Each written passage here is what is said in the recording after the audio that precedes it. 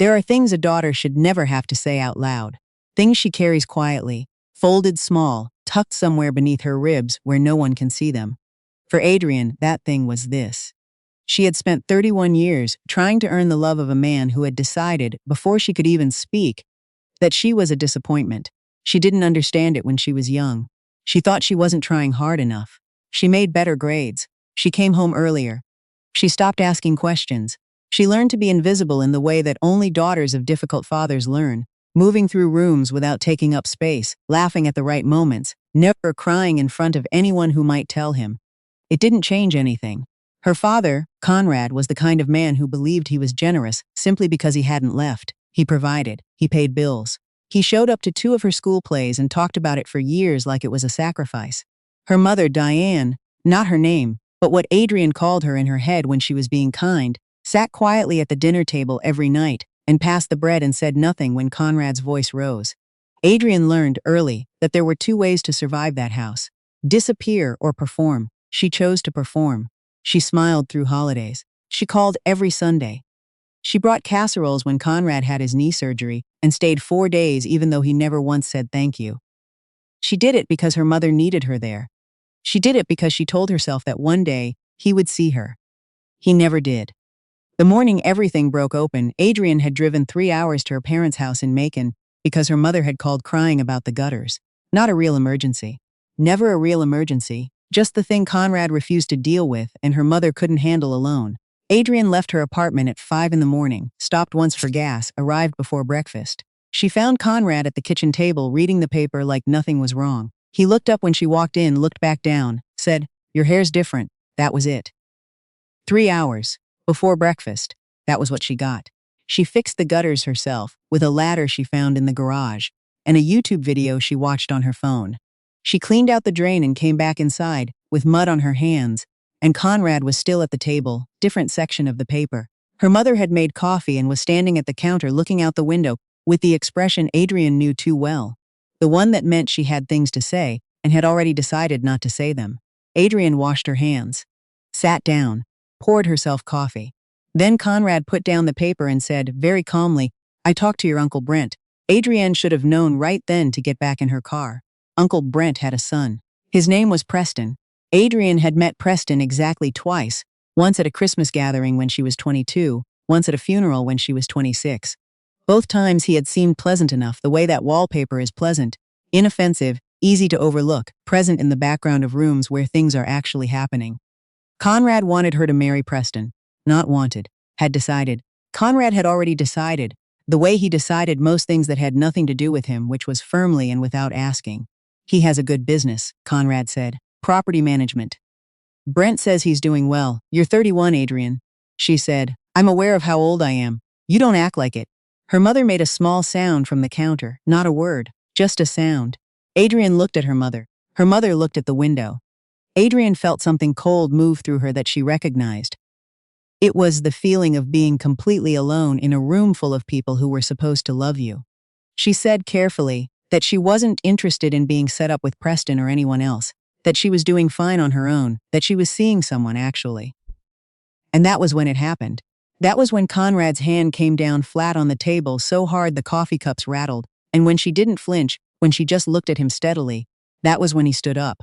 She didn't fully process the slap until after. The way shock works is it seals the moment in glass. You see it, you feel it distantly, and then it shatters all at once when your brain decides you can handle it. What she processed first was the sound, then the heat on her cheek, then her mother saying, "Conrad," in a voice so small it was almost an apology to him. Adrienne picked up her keys from the table. She walked out the front door. She got in her car and drove out of the neighborhood and pulled over 3 blocks away on a street she didn't know the name of, and sat there with her hands on the wheel until she could breathe correctly. She did not call anyone. She sat there until it got cold, and then she drove home. The man she had told her father she was seeing was named Thomas.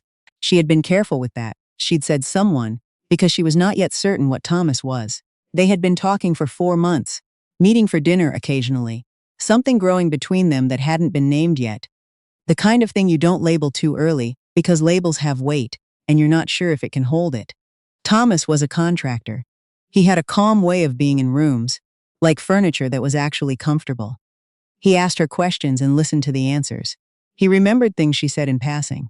He didn't make her feel like a burden for having ordinary emotions. She had not told him about her father. She hadn't told most people about her father. It was the kind of thing that is difficult to explain without sounding like you're making excuses or asking for pity, and Adrienne had spent enough of her life doing neither. But that night she called him. She didn't fully mean to. Her thumb found his name in her phone while she was still thinking about what she was going to say, and then he picked up and said, "Hey you," and something in her chest cracked open like a window that had been painted shut for 20 years. She told him everything. He was quiet through most of it. Not uncomfortable quiet, the other kind, where someone is actually listening instead of waiting to respond. When she finished, he said, "Where are you right now?" She said, "My apartment." He said, "Are you okay to be alone?" She almost laughed. She said she was used to it. He said that wasn't what he asked. She let him come over. He brought food she didn't ask for because he knew she wouldn't ask. He sat on her couch and they ate, and he didn't try to fix anything or tell her what she should have done differently. He just stayed. That was in February. By March, she had stopped calling Conrad on Sundays. By April, she had stopped calling him at all. Her mother called instead. The calls were brief and fragile, the way conversations are when one person is saying the thing they're allowed to say and hiding the thing they actually mean. Diane would ask about Adrienne's job, her apartment, whether she was eating enough. She would circle around the subject of Conrad without landing on it, the way a bird circles a branch it isn't sure can hold its weight. Adrienne answered the questions and waited. Then one Sunday in May, her mother said, "He's not a bad man, Adrienne. He just doesn't know how to show it." Adrienne said, "He hit me, Mom." The line went quiet. "I know," her mother said. "I know. But he was upset." Adrienne sat with that sentence for a long time after they hung up. He was upset. She had heard versions of that sentence her entire life. He's having a hard time. He's under pressure. He didn't mean it that way. She had believed each version in turn, the way children believe things they need to believe. She had stopped believing it sometime in the last few years, but this was the first time it had mattered. She thought about what it means to love someone who permits harm to come to you and then explains it.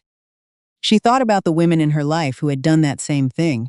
Girlfriends who stayed in relationships that hollowed them out, who called her crying and then defended the person who had made them cry.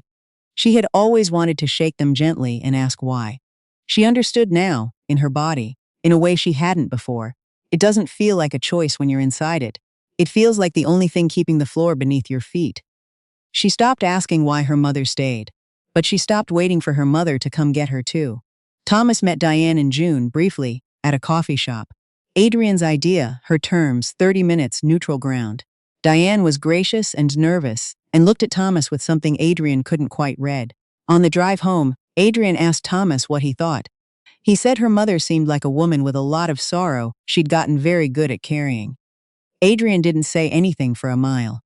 Then she said, "Yeah, she had a good job. She worked in hospital administration, had worked there for 6 years, knew the systems and the people and the rhythms of the place well enough to move through it with confidence. She had her own apartment, her own car, a savings account she'd built slowly and carefully because she'd always known, somewhere below the level of active thought, that she would eventually need it to mean something.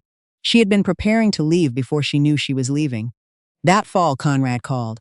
She didn't answer. He left a voicemail. She listened to it once, sitting in her car in the hospital parking garage before a Tuesday shift. It was 4 minutes long. He said he had been thinking. He said he had spoken with Pastor Allen. He said what happened in February was not who he was, which was a strange thing to say because it had, in fact, happened, and it was not the first time hands had been involved in a conversation in that kitchen. He said he was sorry near the end.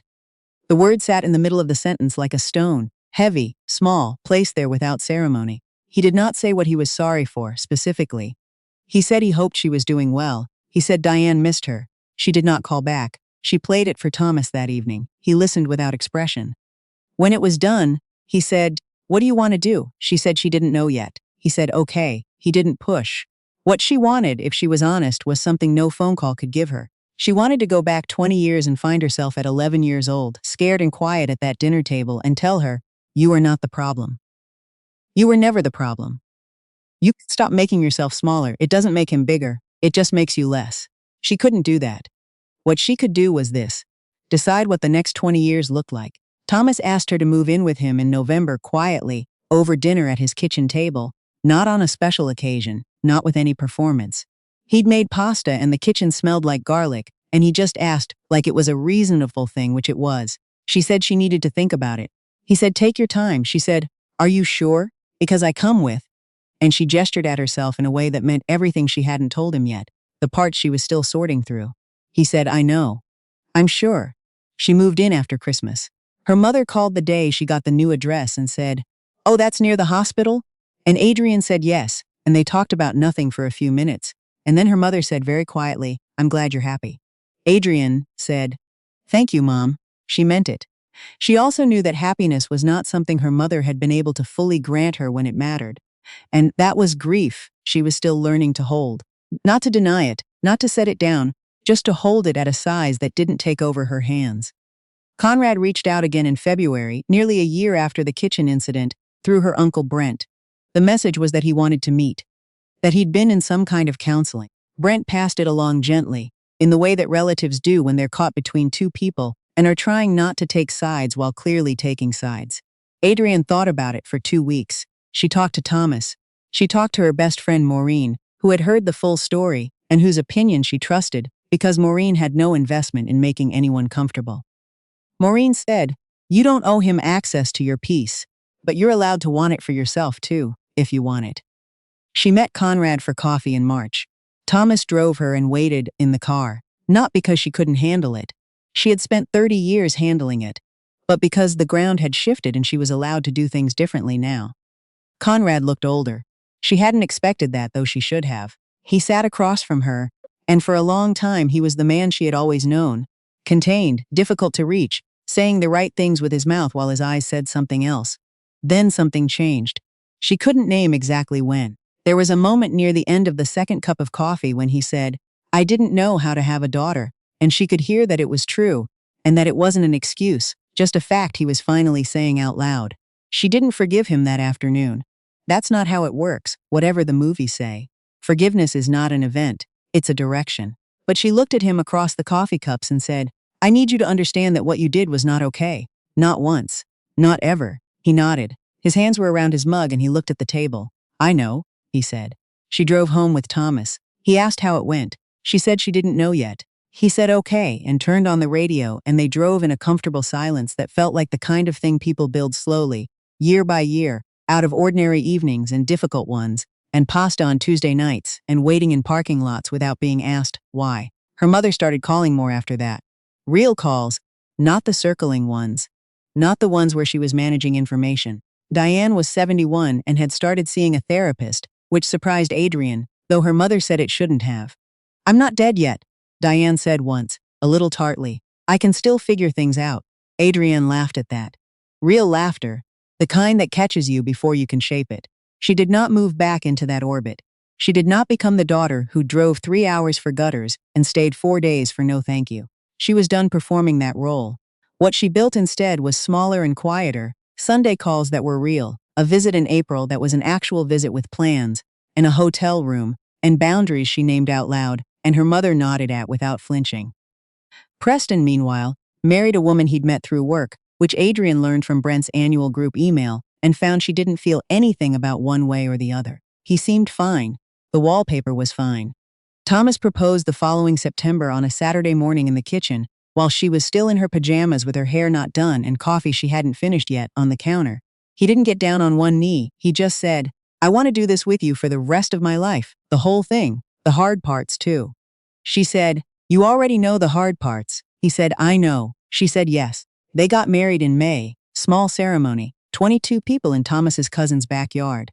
Her mother came and cried and looked lovely in the blue dress Adrienne had helped her pick out over FaceTime 3 weeks prior. Conrad came too, quieter than she'd ever seen him, a man diminished not by age exactly but by the weight of what he finally understood. He did not make a toast. He sat at the table with her mother and watched his daughter move through a room and laughed when other people laughed, and was, for an afternoon, simply present. He hugged her goodbye at the end of the night, a real hug, the kind that meant something, or was at least trying to. She let him. She didn't know what he was. To her still, she was still deciding. She thought she might be deciding for a long time yet, and that was okay. Not every wound resolves into a clean scar. Some things just become part of the landscape, Part of who you are and where you came from and how you learned, slowly and sometimes painfully, to choose yourself. She was doing that now. Every day, in ordinary ways. Going to work, coming home to Thomas, calling her mother on Sundays for real this time, setting limits and meaning them, asking for things, saying no when she meant no. It sounded simple. It had taken her 31 years. But she was here now, in a kitchen that was hers, in a life she had made from the pieces of one she had slowly, carefully, chosen to leave. And the morning light came through the window the same as it always had, indifferent, ordinary, entirely beautiful, and she stood in it and let herself be there. That was enough. That was more than enough. That was everything.